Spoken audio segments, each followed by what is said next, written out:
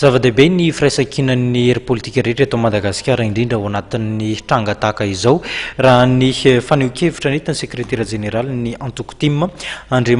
Emile Ratefinanahary raha antsika toy izao manaraka izao fanazavana mahakasika izay. Vao nivoaka ny krizy ny firenena ary ilaina ny fiarametan'ny hery politika rehetra ny fanarenana ny firenena hoy Emile Ratefinanahary, sekretera jeneralin'ny antoko ary ho an'ity mpanao politika ity gouvernement tamin'ny firaisam-pirenena ny tandrifony zava-misy eto amin'ny firenena. Raha ny tokony ho izy ho any tany milamina dia gouvernement de vainqueur, tonga dia ireo rehetra izay nanohana sy niarana mpandresy ny filoham-pirenena no mitondra,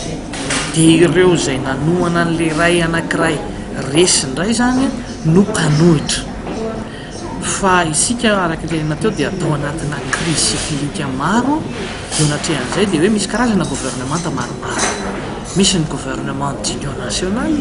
misy ny gouvernement de consensus, misy ny gouvernement de cohabitation, misy ny gouvernement de réconciliation nationale. Zany rehetra zany misy karazana gouvernement maromaro. Fa raha ny mety zany aloha zao ho an'ny Madagasikara raha fijeriko azy dia ny gouvernement d'union nationale ny tokony atao, fa tsy de réconciliation nationale, tsy de cohabitation, tsy de consensus.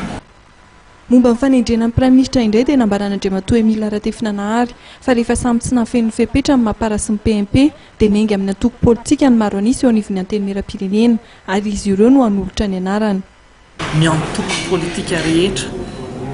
ka na avy any amin'iny izy nataontsika hoe any amin'ny mampara irantsika mahita ange zao fa raisitsika ohatra hoe misy antoko vitsivitsy izay ao anatin'ny mampara ange miara-mivory ao anatin'ilay tilay hoe approche parti zany zao le atao ty, ka eo anatrehan'izay dia tsy misy aoka mihitsy le resaka hoe PMP sy mampara izay lasa tsy ahitana vahaolana aloha fa andaotsika satria vahaolana ho firenena fijerevantsika foana ny tombontsoa-pirenena sy ny vahoaka malagasy ny jerevany, dia izay ny fisiny hoe ny antoko no fanantona dia io ny manome an'ilay vahaolana. Ka raha ohatra resahako amin'izany hoe ny avy ao amin'ny mampara dia hitantsika zao ny groupe des jeunes malagasy patriotique, izay parti politique io izay miara-mivory ato anatin'ny ity antoko politika ity. Zany zavatra zany nanaovako hoe tsy tokony ho sakana mihitsy ny fananana vondrona tamin'ny firotsahanao solom-bavam-bahoaka, fa amin'izao fotoana zao dia ny antoko politika indray no mifampiresaka hitady vahaolana amin'ny resaka prime ministre fa tsy resaka député intsony zany. Raha ny fanazavana na misy aza izay fanolorana anarana avy amin'ny vondrona antoko politika manana maro anisy eo anivon'ny antenimieram-pirenena izay dia anjaran'ny filoham-pirenena ny mandanjalanja amin'ny fanendrena ny prime ministre.